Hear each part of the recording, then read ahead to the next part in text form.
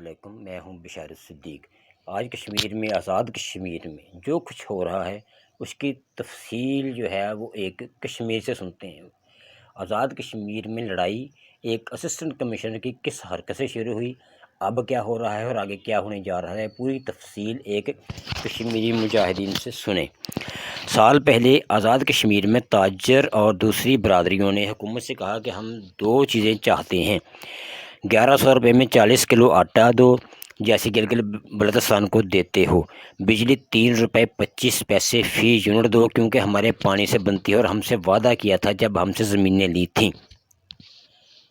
ان دونوں باتوں پہ اتفاق نہیں ہوا تو لوگوں نے کہا کہ کل 11 مئی کو پہیا جام احتجاج کریں گے۔ پولیس والوں نے جوائنٹ ایکشن کمیٹی کے 32 ارکان میں سے بندوں کو گرفتار کرنا شروع کر دیا۔ لوگ لیڈروں کے بغیر ہی باہر احتجاج کے لیے نکل آئے۔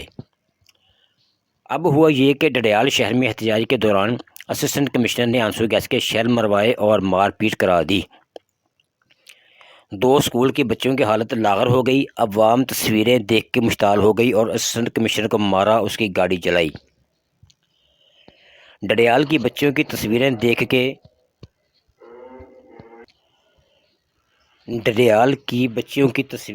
کے لوگ کشمیر کے دوسرے شہروں میں بھی غصے میں آئے اور احتجاج شدت پکڑتا گیا۔ ڈڈیال سے لوگوں کا ایک قافلہ بھی نکلا مظفر آباد کی طرف، دیکھا دیکھی کوٹلی سے بھی نکلا اور پہلے راولہ کوٹ پہنچ کی طرف بڑھی۔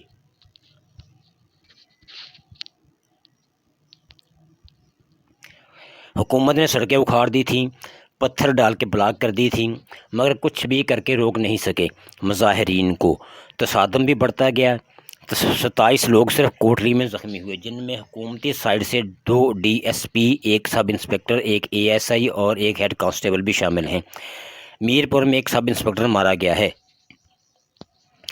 اب ہم ایک مشکل موڑ پر کھڑے ہیں۔ مظاہرین راولہ کوٹ جا رہے ہیں۔ راولہ کوٹ مشہور ہے اپنے حقوق کے لیے لڑنے مرنے کے لیے۔ میں خود وہاں سے ہوں۔ کشمیر نے جب 1947 میں مہاراجہ ہری سنگھ کے خلاف بغاوت کی تھی تو پہلی گولی اور تحریک یہیں سے چلی تھی۔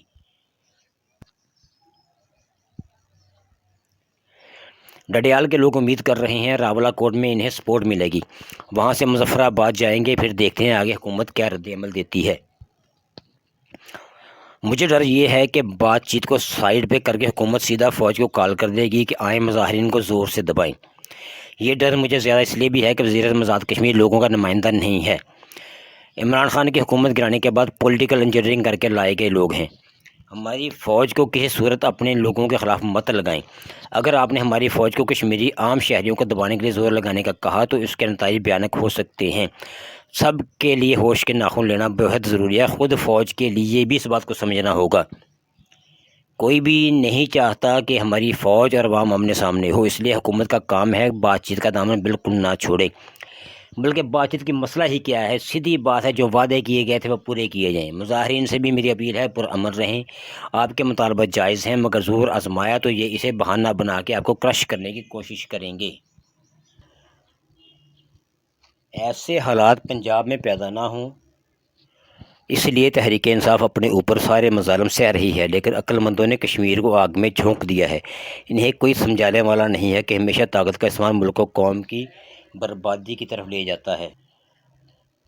رائے مختار صاحب کہتے ہیں کہ کشمیر میں سرکاری بابوؤں کو جوتے پڑ رہے ہیں، پولیس عوام کا سامنا کرنے سے گھبرا رہی ہے، آئی ایس آئی اہلکار اپنی شناخت چھپاتے پھر رہے ہیں، ویگو ڈالے انڈر گراؤنڈ کر دیے گئے ہیں۔ یہ جرأت پنجاب دکھاتا تو آج پاکستان خطے میں سب سے آگے ہوتا۔ کوئی مانے نہ مانے، پنجاب کی بے غیرتی اور بزدلی نے پاکستان کو اس حد تک پہنچایا ہے۔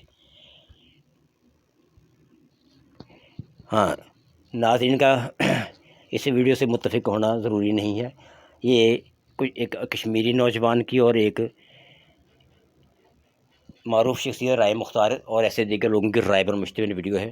برائے کرم اپنا اور دیگر لوگوں کا خیال رکھیے گا۔ خدا حافظ۔